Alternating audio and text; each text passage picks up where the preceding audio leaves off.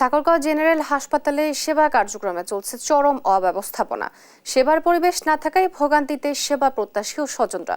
বিস্তারিত জানাতে সরাসরি যুক্ত হচ্ছেন সহকর্মী শাকিল আহমেদ। শাকিল, অব্যবস্থাপনা সম্পর্কে হাসপাতাল কর্তৃপক্ষ কি বলছেন জানাবেন।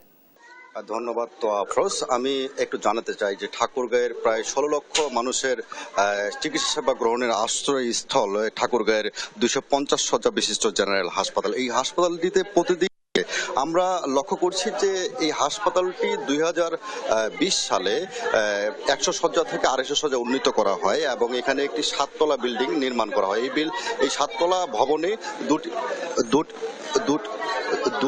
দুটি লিফট আছে। তো এই দুটি লিফটের মধ্যে একটি লিফট বেশ কয়েকদিন ধরে অকেজো হয়ে আছে এবং এই অকেজো হওয়ার কারণে রোগীরা নানা ধরনের দুর্ভোগ এর মধ্যে রয়েছেন। দেখা যাচ্ছে যে লিফট অনেক সময়, যে লিফটটি এখন সচল রয়েছে, এই লিফটটিতে রোগীর চাপ থাকায় অনেক রোগীকে আপনার সিঁড়ি বেয়ে উপরে তলাগুলোতে উঠতে হচ্ছে। এতে করে অনেক ধরনের ভোগান্তি তাদের পোহাতে হচ্ছে। তো এখানে একজন রোগীর স্বজন রয়েছে। এই যে লিফটটি বন্ধ রয়েছে, তো এটা আপনার কি ধরনের সমস্যা হচ্ছে? এখানে লিফট হলো দুইটা, একটা লিফট বন্ধ হওয়ার কারণে দেখেন কত রোগী, অসুস্থ রোগী কতগুলো এখানে উঠতে পারতেছে না।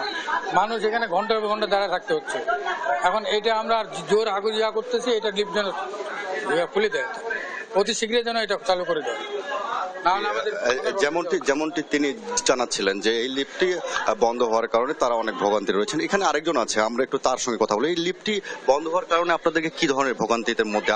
লিফট বন্ধ হওয়ার কারণে আমরা লাইনে অনেকক্ষণ ধরে দাঁড়িয়ে আছি, কিন্তু যাতায়াতের জন্য অসুবিধা হচ্ছে। এখন লিফটটা কেন বন্ধ সেটা তো বলবে তারা।